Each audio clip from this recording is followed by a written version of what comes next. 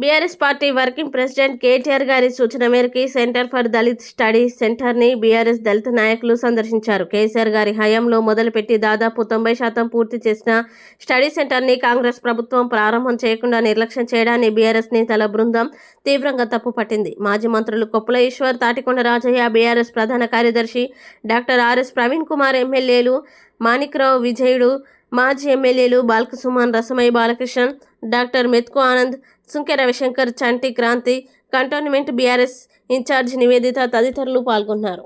ఈరోజు BRS party senior నాయకులు, అదేవిధంగా మాజీ శాసనసభ్యులు, మాజీ ప్రజాప్రతినిధులందరితో కలిసి సెంటర్ ఫర్ దళిత్ స్టడీస్ బిల్డింగ్ను, తర్వాత ఇక్కడ ఉన్నటువంటి పరిస్థితులన్నిటి కూడా చూడడం కోసం రావడం జరిగింది.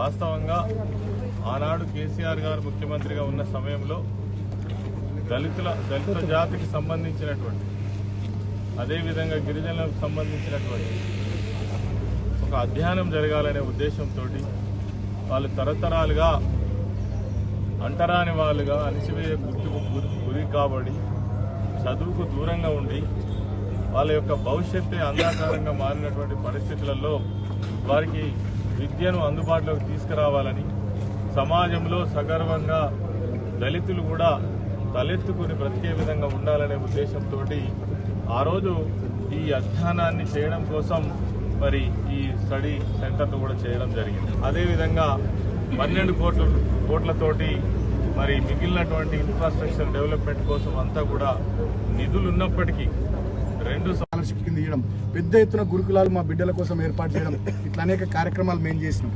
కానీ ఇవాళ వీళ్ళు అధికారంలోకి రావడానికి చేవెళ్లలో ఎస్సీ ఎస్టీ డిక్లరేషన్ పేరిట మల్లికార్జున్ ఖర్గే గారిని తీసుకొచ్చి దీంట్లో ఒక్కటంటే ఒక్క హామీ అమలు చేయకుండా ఇవాళ సిగ్గు లేకుండా ఇంకా దళితుల ఇండ్ల పొంటి తిరుగుతూ ఓట్లు అడిగే ప్రయత్నాలు చేస్తూ ఉన్నారు. దళిత జాతిని మొత్తంగా ఈ 2 సంవత్సరాల కాలంలో ఈ కాంగ్రెస్ ప్రభుత్వం పూర్తి స్థాయిలో నిర్లక్ష్యం చేసింది. దానికి ప్రధానమైనటువంటి నిదర్శనం, ఉదాహరణ ఈ centre for Dalit studies building. కాబట్టి ఇక్కడికి మేమంతా బీఆర్ఎస్ పార్టీ మా వర్కింగ్ ప్రెసిడెంట్ కేటీఆర్ గారి ఆదేశాల మేరకు మా పెద్దల సారథ్యంలో ఇక్కడికి రావడం జరిగింది. సో ఈ విషయాలన్నీ దళిత జాతికి, తెలంగాణకు, ప్రపంచానికి తెలియజెప్పాలనే ఉద్దేశంతో ఈ కార్యక్రమం పెట్టుకోవడం జరిగింది.